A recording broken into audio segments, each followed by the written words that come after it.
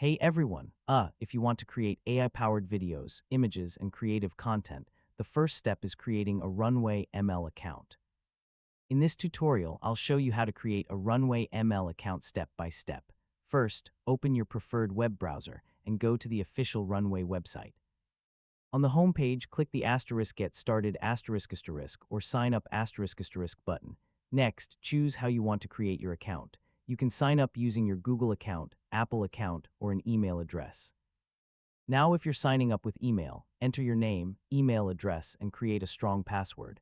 Then click Create Account or Continue **. Runway may send a verification email to confirm your account. Open your inbox and click the verification link if you're asked to do so. After that, sign in to your new Runway account.